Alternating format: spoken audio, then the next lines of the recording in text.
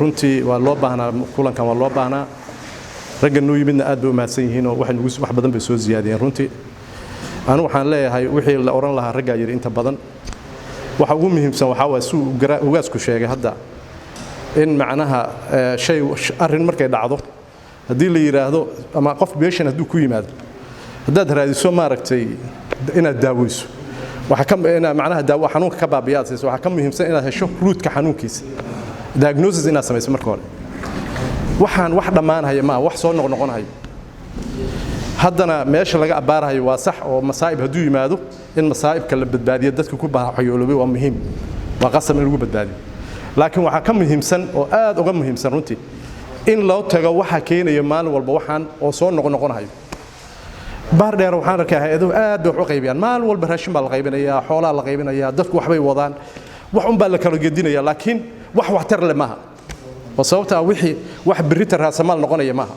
وواحد ما أنت ما برينا بحي بري هذا يمانا هذا بروبلم كواتاجي مصائب كنا هالنوع مع رب هذا كعبانينا رب وربع هنا أبار بكغيلين وبيلان يحولي وبابا هي يباتوين بدن بجيه بري وقال هاي استند كور وقت يعني وكله بيلان ما كغيلين وبيجوا عصبوها هذا الحمد لله وبيجوا كان رب كوا يبيد رب كوا هذا روح حكيم هذا مصائب كأسجع واحد ما أنا هي معها وواحد تاجد كان هذا ما تتوكل إيمانس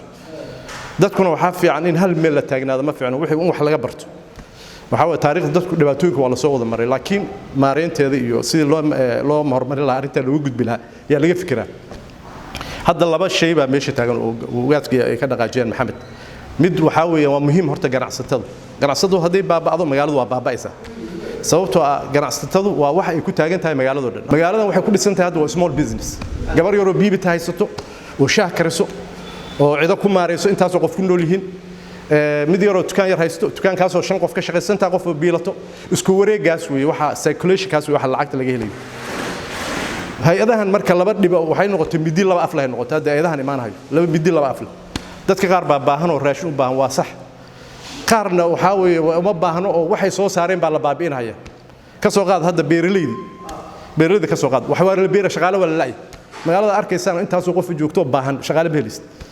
sababta waxaad arkaysaa dadku waxa lagu mashquuliyay in joobkooda xoogaa loogu soo tuuro welfare system baa loo sameeyay ama macnaha in gacanta wax laga siiyo qof beel fariyaada aragto laba qof oo wada nool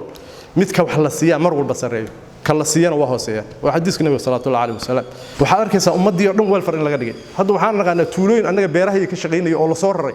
oo guryo duldulaal inta loo dhisay la iyagu mashquuliyo bilal lagu hayo wax markay waayeen hadda noqdaan arag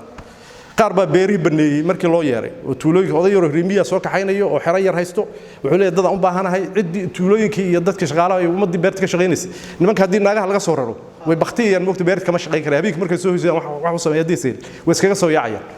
hadda beeri waa ka soo yaacay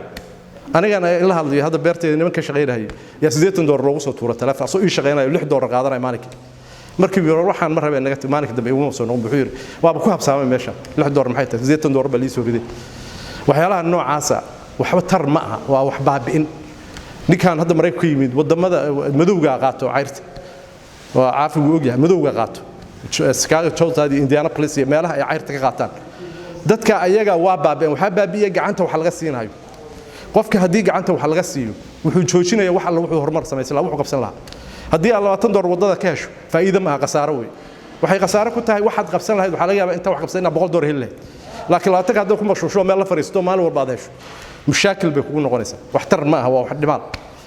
marka ummadeena wax dhimaalka hadda hayo waxa kamid ah waxyaalahan jeebka lagu ridayo malayacniga oo birita hadii waqtiga la goyn hatta marka laga goynayo loo sheegi maayo waxa la dhihi maaragtay waa guureynaa waqtiga baan taginaa la dhihi maayo si wax lagu tuurayo qofkii oo dependent oo ku xirmay systemkii oo waxba qabsan karin oo baaba ah oo hantidiisi baabiyay oo beer haduu laha ka soo guuray oo geel haduu raacanay geel ka guuray oo dhowr bood wax la siinaya ujeedada laga leeyahayna waa baabi'inta wax soo saarka magaalada weyn ma aha wax kala wanaag kala ma marka dadkan walaalahay oo jeebka wax ku tuurayo waxay qabanayaan ha noo qabtaan wax public ah oo ummadda u muuqan karo oo qof walba ku faa'iidi karo wadada hadii la dhiso yaa ka faa'iidayo ummadda oo dhan baa ka faa'iidayso qof ka maqan ma jiro qof wax xoogaa lacag keenayo wuxuu qaybinayaa dhowr qof oo uu yaqaano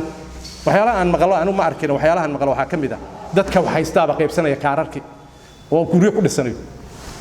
wax nidaam ma waxa waa khalad dadka waxa muhiim ah in wixii soo galay ay si public u galaan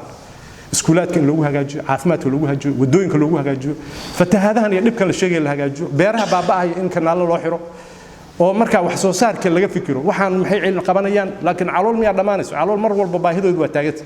calool baahideeda waxa ka bi'in kara gacantaada waxaad ku qabsato kaliya ha ka fikirin qof bini aadam inuu wax ku qabto wadamada hadda wax ka suweyn ayaga baqtiyay hadda gaajo baqtiyay oo meel ka baxaan oo doolarkooda maanta baaba'aya oo China bedelaysa dhaqaalahooda oo nin walba British dollar 50 cents buu noqon doonaa halkii dollar ma 20 cents buu noqon karaa laga fikiraya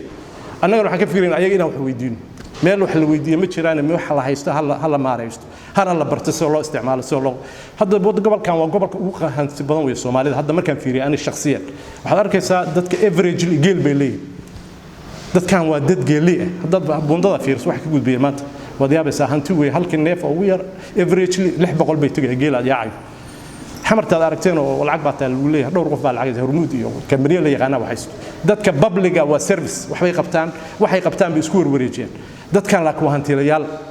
waa reer neegi Mareykanka oo kale joogo Southern American joogo ninka la yaqaan oo loolayda iyo beeraha ay haysta dadka magaalooyinkana ay gacantooda waxay ku soo saaraan lahayn